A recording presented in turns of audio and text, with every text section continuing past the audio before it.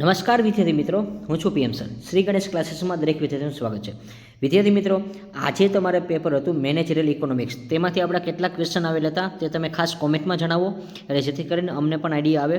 અને હા, ત્યાર પછી આપણે વાત કરી તો હવે તમારે જે અકાઉન્ટિંગ ફોર મેનેજમેન્ટનું પેપર છે તો તેના માટેના મોસ્ટ ઇમ્પોર્ટન્ટ સમ જે તમે ખાસ એકવાર પ્રેક્ટિસ કરજો, અથવા આના જેવા આવી શકે છે. પણ હા, પ્રેક્ટિકલમાં અમે કહી ન શકીએ કે આ દાખલો પૂછાશે એટલા માટે. પણ હા, ખાસ એક નોટ ડાઉન કરજો કે આના જેવા તમને આવી શકે છે. તો વિદ્યાર્થી મિત્રો, અકાઉન્ટિંગ ફોર મેનેજમેન્ટ તેના માટેના મોસ્ટ ઇમ્પોર્ટન્ટ પહેલાં આપણે થિયરીનો એક ક્વેશ્ચન લઈ લીધો છે. અને એ જે ચેપ્ટર નંબર 4 છે તમારું ઇમર્જિંગ ઇસ્યુ, જે ચેપ્ટરનું નામ છે એમાંથી મોસ્ટ ઇમ્પોર્ટન્ટ જે થિયરી છે એ તમને પહેલાં આઈએમપી ક્વેશ્ચન આપી દઉં છું. કે ઘણા વિદ્યાર્થીને દાખલા ન આવડતા હોય છે, તો એના માટે થિયરીના પ્રશ્ન છે એ ખૂબ જ આશીર્વાદરૂપ રહેશે પાસ થવામાં ઇઝી વેમાં. વિદ્યાર્થી મિત્રો, અને હા, વિડીયોને તો મેક્સિમમ બધી શેર કરો. જે વિદ્યાર્થીઓ આપણી ચેનલ ઉપર ફર્સ્ટ ટાઈમ આવે છે તે આ ચેનલને સબસ્ક્રાઈબ કરી દો, સાથે સાથે બેલ આઇકન દબાવી દો. અને હા વિદ્યાર્થી મિત્રો, નીચે ટેલિગ્રામ લિંક છે, એમાં પણ તમે જોઈન્ટ થઈ જાઓ અને આ પીડીએફ તમને છે એમાં મળી જશે. અને આ વિદ્યાર્થી મિત્રો, હવે આપણે આગળ વાત કરી તો તમારું જે ચેપ્ટરનો યુનિટ 4 છે ઇમર્જિંગ ઇસ્યુ, તો એના માટે મોસ્ટ ઇમ્પોર્ટન્ટ જે થિયરીના ક્વેશ્ચન છે આપેલા છે. Explain the value analysis, discussion value in engineering and value analysis, discuss the impact of value engineering on profit. મૂલ્ય વિશ્લેષણનો અર્થ સમજાવી, મૂલ્ય વિશ્લેષણ અને મૂલ્ય એન્જિનિયરિંગ વચ્ચે તફાવત આપો અને મૂલ્ય એન્જિનિયરિંગની નફા પર થતી અસર ચર્ચો. તો વિદ્યાર્થી મિત્રો, ક્વેશ્ચન નંબર 1 છે મોસ્ટ ઇમ્પોર્ટન્ટ છે, પરીક્ષામાં ખૂબ જ ઇમ્પોર્ટન્ટ રહેશે અને ખાસ એકવાર તમે કરીને જજો. ત્યાર પછી question number 2, explain the meaning of quality cost, write note on the cost of the confirmation and cost of the non confirmation. ગુણવત્તા પડતરનો અર્થ આપી, વસ્તુ અને ગુણવત્તાની એક વાક્યતાની પડતર અને વસ્તુ ગુણવત્તાની બિન એકીય પડતરની વિશે નોંધ લખો. ત્યાર પછી question number 3, explain the page of the production life cycle. વસ્તુ આયુષ્ય ચક્રના તબક્કા સમજાવો. તો ક્વેશ્ચન નંબર 1 અને 3 મોસ્ટ ઇમ્પોર્ટન્ટ ક્વેશ્ચન રહેશે, એટલે ખાસ આ બે તમે તૈયાર કરજો. પણ હા, તમને જે આપેલા છે બધા એકવાર નજર તો ફેરી જ લેજો. પણ હા, પહેલો અને ત્રીજો છે એ મોસ્ટ ઇમ્પોર્ટન્ટ રહી શકે છે. ત્યાર પછી question number 4, classification of the quality costing, ગુણવત્તા પડતરનું વર્ગીકરણ. તો વિદ્યાર્થી મિત્રો, અહીંયા જે તમારા થિયરીના ક્વેશ્ચન હતા એ 4 જ આપેલા છે અને એમાંથી તમારે પૂછાઈ શકે છે.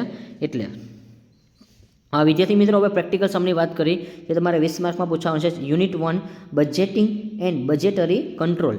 તો વિદ્યાર્થી મિત્રો, આમાં તમારે ખાસ એક તો પાસ થવા માટે શું કરવું પડે, તો કે આનું તમે પહેલાં તો જે ખાતા બનતા છે એ તમે પહેલાં ટ્રાય કરો, જોવો, અને એમાં કઈ કઈ ડિટેલ્સ માગે છે એના ઉપરથી તમે કરો. કારણ કે પ્રોડક્શન એબીસી તમને આપેલું છે, યુનિટ વાઇઝ તમારે એમાં પ્રિપેર કરવાનું છે. લાસ્ટમાં તમને કીધું છે prepare material cost budget and material purchase budget. તો એમાં તમારે 2 પ્રકારના બજેટ બનાવવાના છે. સેમ એ જ દાખલો છે એ તમને ગુજરાતી મીડિયમમાં પણ મળી જશે વિદ્યાર્થી મિત્રો. કેયો લિમિટેડનો દાખલો છે.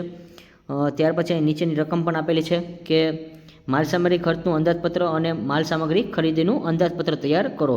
તો ગુજરાતીમાં આવતું હશે એ વિદ્યાર્થીઓને ખબર જ હશે શું શું આપણે કરવાનું છે.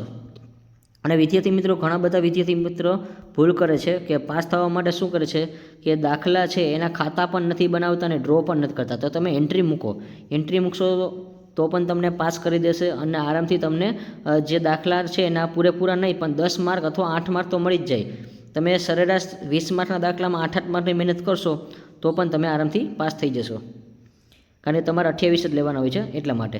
તો વિદ્યાર્થી મિત્રો, આ Jay company manufacturing the 3 production and there the respectively details furniture below. તો આ જે યુનિટ છે એ તમારું યુનિટ નંબર 3 છે, 2 છે. Decision analysis under differential. આમાં તમારે ડિફરન્શિયલ કોસ્ટ છે એ ફાઇન્ડ આઉટ કરવાની હોય છે. અને લાસ્ટમાં આમાં તમને કહે છે you are the required the prepare the statement in the project profitability and advise the management as the weathers to the scam may be adapted. તો એ તમારે ફાઇન્ડ આઉટ કરવાનું છે વિદ્યાર્થી મિત્રો. અને હા, સેમ ગુજરાતીમાં પણ અહીંયા આપેલું છે, જય કંપનીની 3 વસ્તુ આપેલી છે, એબીસીની લગતી માહિતી નીચે મુજબ છે. અને વિદ્યાર્થી મિત્રો, આ પીડીએફ તમારે જોતી હોય તો ટેલિગ્રામ ચેનલની લિંક છે તેમાં તમે જોડાઈ જશો. અને જે વિદ્યાર્થીઓ આપણી ચેનલ પર ફર્સ્ટ ટાઈમ આવે છે તે વિદ્યાર્થીને ખાસ એક રિક્વેસ્ટ છે કે આ ચેનલ ઉપર તમે સબસ્ક્રાઈબ કરી દો. સાથે સાથે તમે અન્ય બીજા કોઈ પણ ફ્રેન્ડ હોય એને પણ તમે શેર કરો, એટલે જેથી કરીને મેક્સિમમ છે આપણા યુઝર્સ છે એ વધતા જાય અને ઘણા લોકોને પાસ થવામાં ઇઝી વેમાં એને આઈએમપી મળતું રહે. અને આ વિદ્યાર્થી મિત્રોમાં લાસ્ટમાં કીધું તમારે અંદાજિત નફાકારકતા દર્શાવતું પત્રક તૈયાર કરો અને યોજનાના અમલ મૂકવી કે સલાહ આપવી. લાસ્ટમાં આપણે વિદ્યાર્થી મિત્રો વાત કરી અજંતા લિમિટેડની provides the estimate for the years. તો આજે તમારું યુનિટ 3 છે decision analysis under the marketing strategy. તો માર્કેટમાં આપણે કેવી સ્ટ્રેટેજી અપનાવી છે એ મુજબનો દાખલો છે અને ખૂબ જ સહેલો ચેપ્ટર છે વિદ્યાર્થી મિત્રો. તો આમાં તમારે શું કરવાનું પાસ થવા માટે? એક તો પહેલાં તમે થિયરીના ક્વેશ્ચન કરી નાખો, ત્યાર પછી યુનિટ 1 કરી નાખો, બજેટરી અને બજેટિંગ કંટ્રોલ છે એ કરી નાખો. ત્યાર પછી તમે એવું લાગે તો ડાયરેક્ટ ચેપ્ટર નંબર 3 છે એ કરી નાખો, ડિસિઝન એનાલિસિસ માર્કેટિંગ સ્ટ્રેટેજી. એટલે આ સમ છે એ તમને ખૂબ જ ફાયદાકારક રહેશે. અને લાસ્ટમાં તમને એમાં કીધું છે prepare the statement. Number 1 statement current profitability, પછી number 2 showing profitability as per the strategy 1 અને 3માં કીધું છે showing profitability as per the strategy 2. તો અહીંયા તમારે ખાસ ઇમ્પોર્ટન્ટ સમ છે અને આરામથી આવડી જાય એવો સમ છે. સેમ ગુજરાતી મીડિયમના વિદ્યાર્થીઓને પણ આ આવડી જાય એવો જ સમ છે.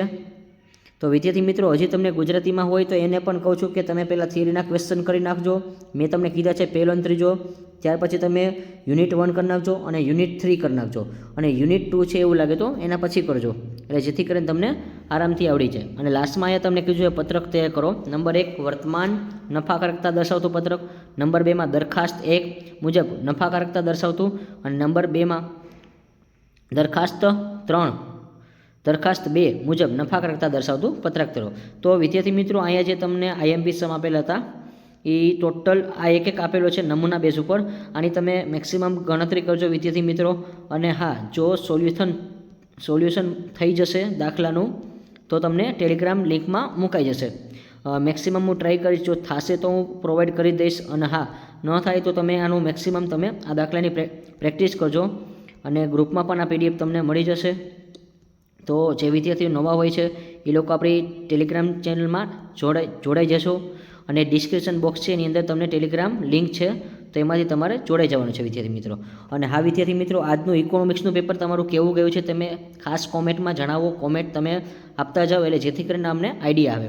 અને વિદ્યાર્થી મિત્રો, આવતીકાલે જે તમારું પેપર છે અકાઉન્ટિંગ ફોર મેનેજમેન્ટ, તેના માટે બેસ્ટ ઓફ લક છે. આવજો વિદ્યાર્થી મિત્રો, બાય બાય. અને હા, like this video, share this video, follow with SGC.